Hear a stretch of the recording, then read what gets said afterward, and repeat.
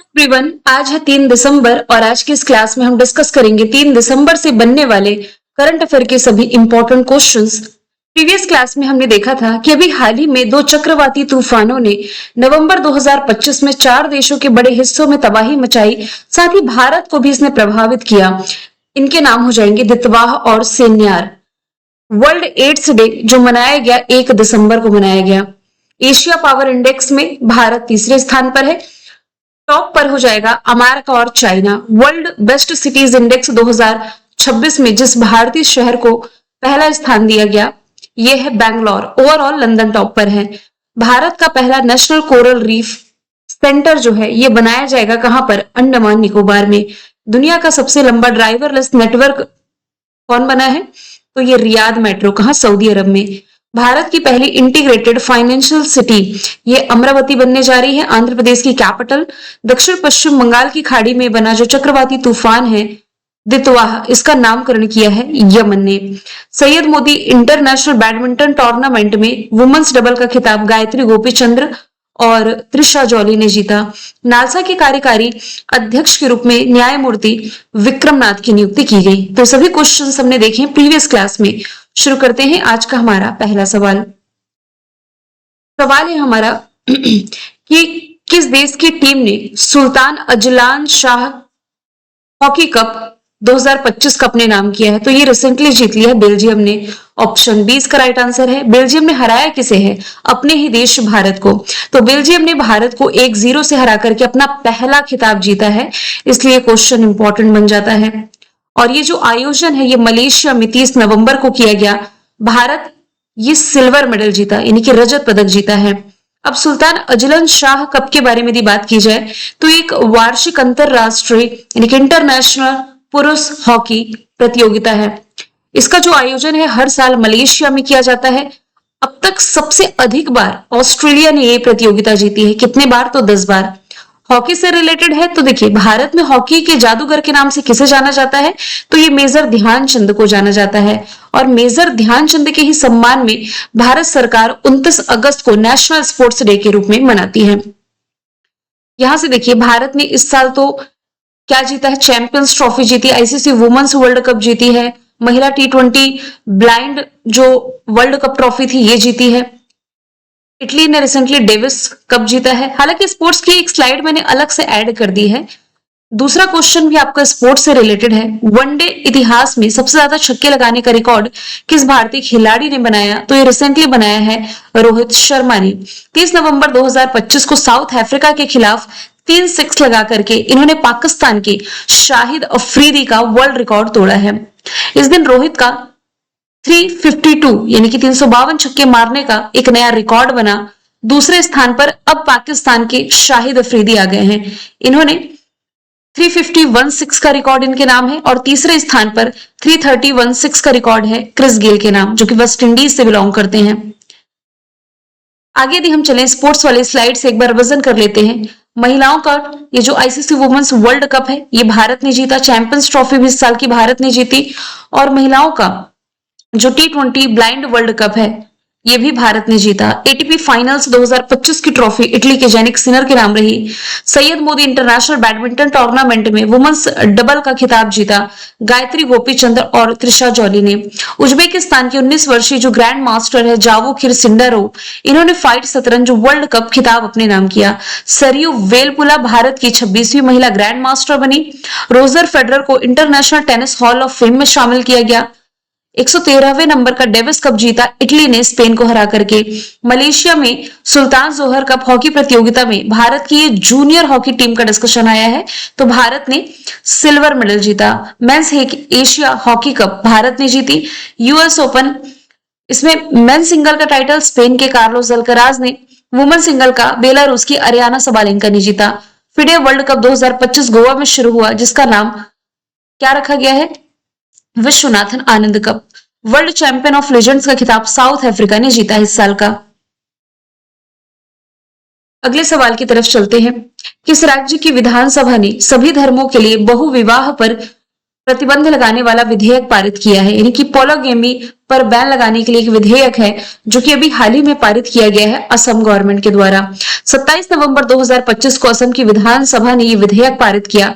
इसका पर्पस है सभी धर्मों में पहली शादी को कानूनी रूप से भंग किए बिना दूसरी शादी करने वालों को दंडित करना है। यानी कि एक व्यक्ति जिसकी शादी हो चुकी है तो वो अगली शादी किसी दूसरे व्यक्ति के साथ नहीं कर सकता। कब तक नहीं कर सकता? जब तक लीगली उसका फर्स्ट वाइफ के साथ डाइवोर्स ना हुआ हो, और लीगली जब तक ये पति पत्नी है ये दूसरी शादी करना कानूनन अपराध होगा।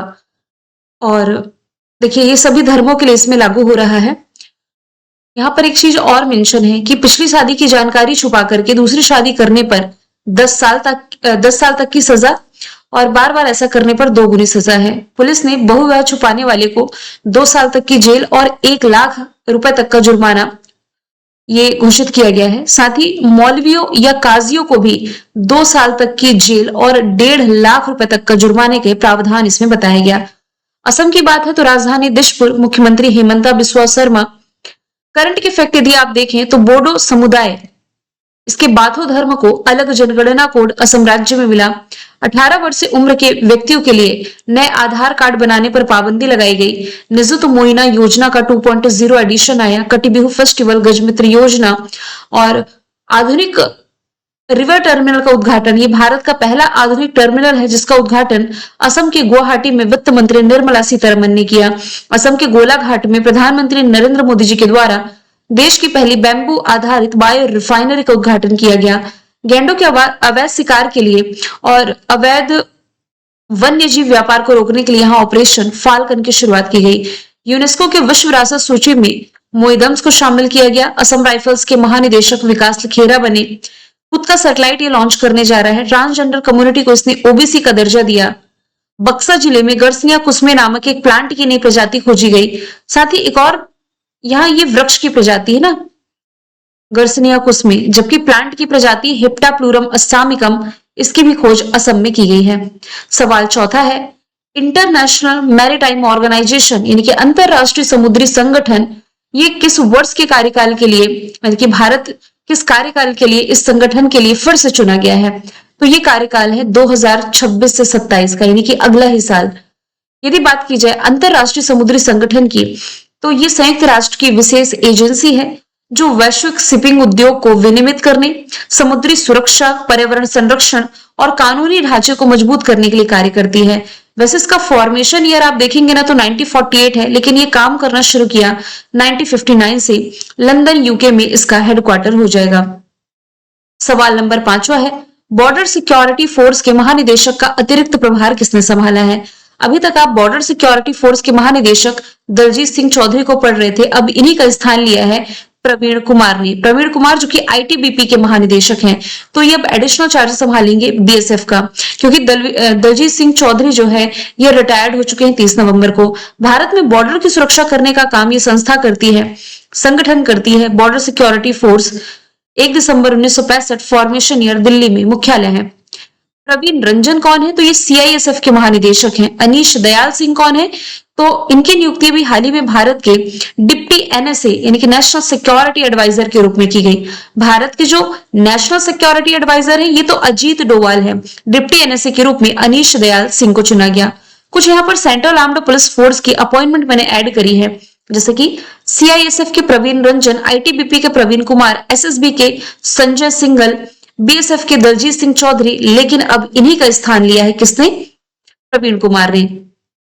सीआरपीएफ के ज्ञानेंद्र प्रताप सिंह पी शिवमणि हो जाएंगे आईसीजी। इंडियन कोस्ट गार्ड के एनडीआरएफ के पीयूष आनंद और रेलवे सुरक्षा बल की सोनाली मिश्रा, असम राइफल्स के विकास लखेरा, एनसीसी के वीरेंद्र वत्स हो जाएंगे। एनसीसी का वो तो लास्ट में मैंने ऐड कर दिया है क्योंकि ये हालिया अपॉइंटमेंट मैंने पढ़ी थी। देखिए यहाँ पर ये भी लिखा हुआ है कि वर्क्स अंडर एमएचए यानी कि मिनिस्ट्री ऑफ होम अफेयर्स के अंतर्गत ये काम करती है। अगला सवाल है, केंद्र सरकार के निर्देश पर देश भर के जो राजभवन है यानी कि राज्यपालों के आवास है जहां पर राज्यपाल रहते हैं, इसका नाम बदल करके क्या रखा गया है? तो राज्यपालों के आवास ये अब लोक भवन के नाम से जाने जाएंगे। ऑप्शन बी इसका राइट आंसर है। जो केंद्रीय गृह मंत्रालय है, इसने नवंबर 2025 में सभी राज्यों के राज्यपालों को ये चिट्ठी लिखकर कहा है कि राजभवन को अब क्या कहा जाएगा, लोक भवन, और जो यूटीज हैं यानी कि केंद्र शासित प्रदेशों के राजनिवास हैं, इन्हें लोक निवास के नाम से जाना जाएगा। खैर यहाँ पर बदले गए नामों की बात की ही जा रही है, तो भारत इंग्लैंड के बीच इस साल जो टेस्ट सीरीज रही, इसका नाम बदल करके एंडरसन तेंदुलकर ट्रॉफी किया गया। खुलदाबाद का नाम रत्नापुर, बैंगलोर सिटी यूनिवर्सिटी का नाम मनमोहन सिंह के नाम पर, सीआईएसएफ ट्रेनिंग सेंटर का नाम राजादित्य चोलन के नाम पर, राजस्थान की फाय सागर लेक का नाम वरुण सागर, सुल्तानगंज रेलवे स्टेशन बिहार का है, बदला हुआ नाम असगैबीनाथ धाम है, अयोध्या रेलवे स्टेशन का नाम अयोध्या धाम जंक्शन, S400 का नाम सुदर्शन, पोर्ट ब्लेयर का नाम विजयपुरम, केरला का नाम केरलम प्रस्तावित है, पुरानी संसद भवन का नाम संविधान सदन, गुजरात के सौराष्ट्र क्रिकेट स्टेडियम का नाम निरंजन शाह स्टेडियम, यूएई के मिनहाद शहर का नाम हिंद शहर, अहमदनगर का नाम अहिल्याबाई नगर, मोपला इंटरनेशनल एयरपोर्ट गोवा में है, बदला हुआ नाम मनोहर पर्रिकर के नाम पर, सराय काले खां चौक का नाम बिरसा मुंडा के नाम पर, कर्नाटक के रामनगर जिले का नाम बैंगलोर दक्षिण, और काकसर ब्रिज लद्दाख में है, बदला हुआ नाम कैप्टन अमित भारद्वाज सेतु है। मध्य प्रदेश के पचमढ़ी वन्य जीव अभ्यारण्य का नाम भभूत सिंह वन्य जीव अभ्यारण्य, कारनेक ब्रिज का नाम सिंदूर ब्रिज, इस्लामपुर का नाम बदल करके ईश्वरपुर, और खैरथल तिजारा राजस्थान में है, बदला हुआ नाम भरथरी नगर है, जलालाबाद का नाम परशुरामपुरी किया गया है। तो एडिशनल चीजें आप रिलेट करके याद रख सकते हैं। सवाल 7वां है इंपॉर्टेंट डे से रिलेटेड, राष्ट्रीय प्रदूषण नियंत्रण दिवस ये मनाया कब गया, यानी कि नेशनल पोल्यूशन कंट्रोल डे। तो ये मनाया जाता है नवंबर महीने की, माफ कीजिएगा, दिसंबर महीने की 2 तारीख को। तो भोपाल गैस त्रासदी जो मध्य प्रदेश में हुई थी, इसमें जान गंवाने वाले लोगों को याद करने के लिए दिवस मनाया जाता है। तो भोपाल गैस त्रासदी को दुनिया की सबसे खराब औद्योगिक आपदा माना जाता है, और ये जो दिवस है इसका उद्देश्य है लोगों को प्रदूषण नियंत्रण अधिनियम और औद्योगिक आपदा के बारे में अवेयर करना। अब यहाँ पर स्टैटिक जीके का फैक्ट आप रिलेट कर सकते हैं। यहाँ पर जो टर्म लिखा हुआ है भोपाल गैस त्रासदी हुई कब थी, 1984 में, 2 और 3 दिसंबर की घटना, कल और आज की ही घटना थी, जिसमें कि भोपाल में यूनियन कार्बाइड फैक्ट्री में ये दुर्घटना हुई थी। अब इसका नाम डॉव केमिकल्स है। किस गैस का रिसाव हुआ था, तो मिथाइल आइसोसाइनाइड गैस का। करीब 15,000 लोगों की मौत हुई थी, और इस हादसे का जो मुख्य आरोपी था ये वॉरेन एंडरसन था, जो कि इस कंपनी का सीईओ था। 1 दिसंबर को क्या मनाया है, वर्ल्ड एड्स डे मनाया गया। सवाल 8वां है, भारत और किस देश के बीच में 14 नंबर का इकोवरिन सैन्य अभ्यास आयोजित किया गया, कहां पर, तो केरला में शुरू किया गया। इकोवरिन अभ्यास जो कि भारत और मालदीव के बीच होने वाली एक्सरसाइज है, ये एक वार्षिक द्विपक्षीय अभ्यास है। एडिशन इसका 14 है। 2 दिसंबर यानी कि कल से शुरू हुआ है, 15 दिसंबर तक चलेगा केरला के तिरुअनंतपुरम में। यहां से कुछ एक्सरसाइज का हम रिवीजन करेंगे। ये स्लाइड पूरी मैंने चेंज करी है, जो रिसेंट की एक्सरसाइज है वो सबसे पहले ऐड करी है, जैसे कि सूर्य किरण भारत नेपाल के बीच हुई, ऑसिनडेक्स ये भारत और ऑस्ट्रेलिया के बीच है, माफ कीजिएगा, ये भारत और नेपाल नहीं, भारत और ऑस्ट्रेलिया की नेवी के बीच है। विम्बेक्स हुआ है किसके बीच, भारत वियतनाम के बीच। अजय वॉरियर और कोंकण भारत ब्रिटेन के बीच है। मित्र शक्ति सिलेनक्स भारत श्रीलंका के बीच। समुद्र शक्ति भारत और इंडोनेशिया के बीच हुई। जुलाई स्टॉर्म होस्ट किया रशिया ने। बोंगो सागर बांग्लादेश और भारत के बीच। शक्ति वरुण गरुण फ्रांस के साथ एक्सरसाइज है। शिन्यु मैत्री धर्म गार्जन वीर गार्जन जिमेक्स जापान के साथ है।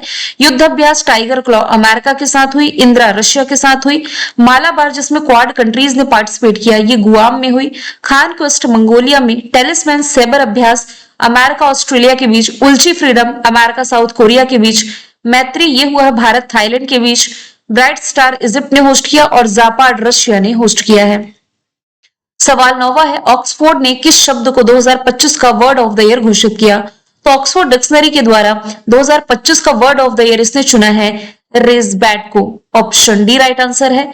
और इसी ऑक्सफोर्ड डिक्शनरी ने 2024 का वर्ड ऑफ द ईयर ये चुना था ब्रेन रोट को, जो ऑप्शन 3 में लिखा हुआ है। तो एक साथ आप याद रखें 2024 का और ये रेज़बैट 2025 का।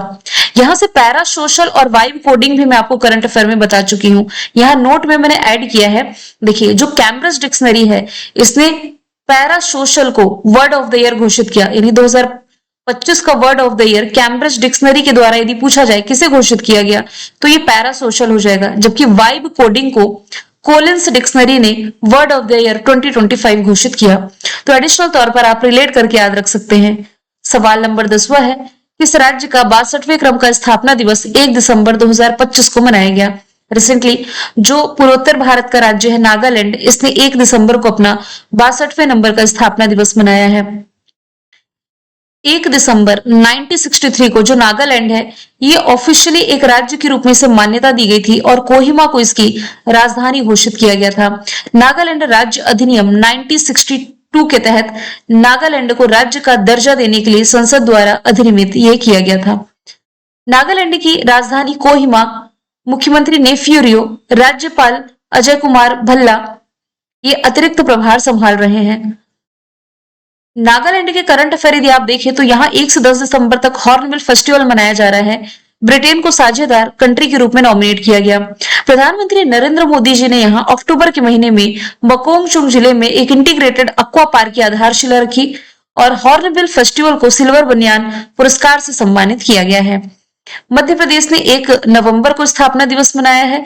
गुजरात 1 मई को मनाता है, जबकि बिहार 22 मार्च को अपना स्थापना दिवस मनाता है।